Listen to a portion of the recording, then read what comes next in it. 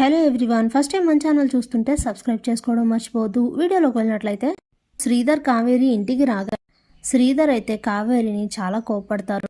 అసలు నువ్వు మనిషివేనా? నీ భర్తకి అంత అవమానం జరుగుతూ ఉంటే చూస్తూ ఊరుకుంటా.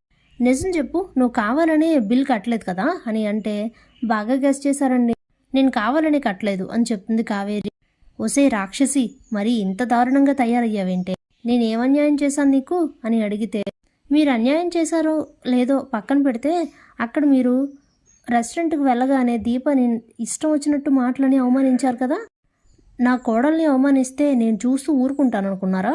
అందుకే ఇలా బదులు తీర్చుకున్నాను అని చెప్పేసి అక్కడి నుంచి వెళ్ళిపోతుంది.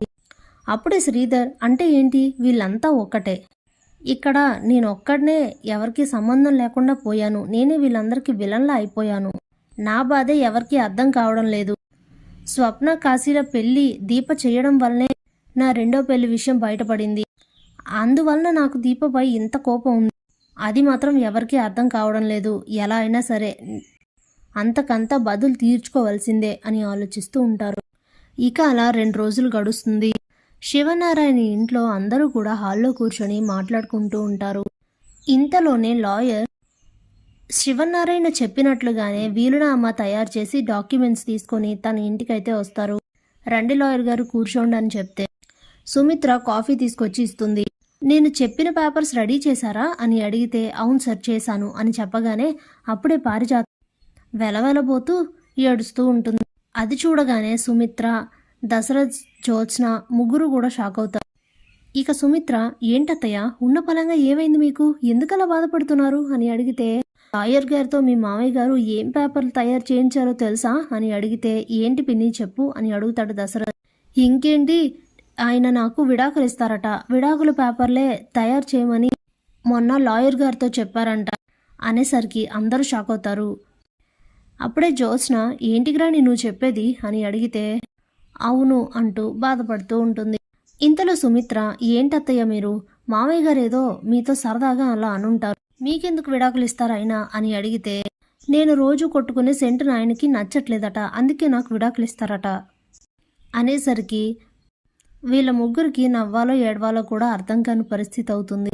ఏంటి నాన్న ఇది అని దశరథ్ అడిగితే, మీ పిన్ని అలాగే మాట్లాడుతుంది కానీ ముందు లాయర్ గారు వచ్చిన పని చూద్దాం అంటూ శివనారాయణ, లాయర్ గారు నేను చెప్పిన వీలునామా రెడీ చేయించారా అని అడిగితే, చేశాను సార్, ఇదిగోండి డాక్యుమెంట్స్ అని చెప్పి శివనారాయణ గారి చేతికి ఇస్తారు. అప్పుడే ఇదేంటి వీలునామా అంటున్నారు, ఏం వీలునామా, ఏం రాయించుంటాడు ముసలోడు అని ఆలోచిస్తూ ఉంటుంది పారిజాతం.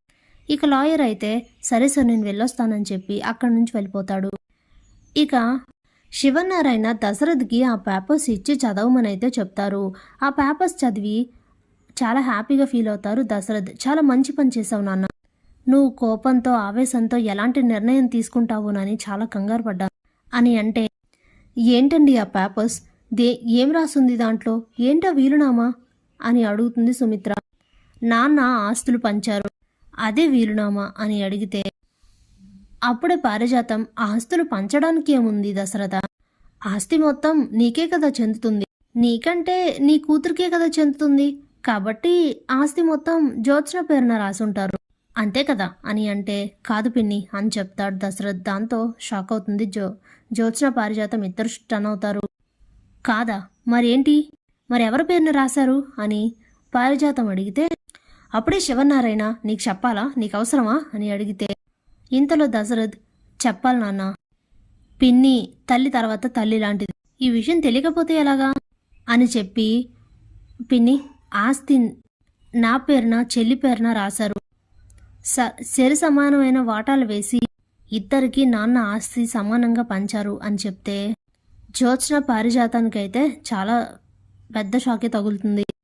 అప్పుడే పారిజాతం, అదేంటి, కాంచనకు ఎందుకు ఆస్తిలో వాటా ఇవ్వాలి, మనల్ని ఇంత మోసం చేసి మన పరుగు తీసి జ్యోత్స్నని పెళ్లి చేసుకోకుండా ఇలాంటి పరిస్థితికి తీసుకొచ్చిన ఆ కుటుంబానికి ఎందుకు ఆస్తి ఇవ్వాలి అని అడిగితే, అప్పుడే శివనారాయణ, నువ్వు చెప్పింది నిజమే పారిజాతం, మనల్ని నానా రకాలుగా ఇబ్బంది పెట్టారు, కానీ దీనికి దానికి సంబంధం ఉండకూడదు, ఇప్పుడు మనం ఆస్తి ఇవ్వకపోతే జ్యోత్స్నని పెళ్లి చేసుకోలేదన్న కోపంతో మా ఆస్తిని మాకు ఇవ్వలేదు అని రేపు కోర్టులో కేసు అయ్యొచ్చు, అప్పుడు నలుగురికి తెలిస్తే అది ఇంకా పరువు తక్కువ.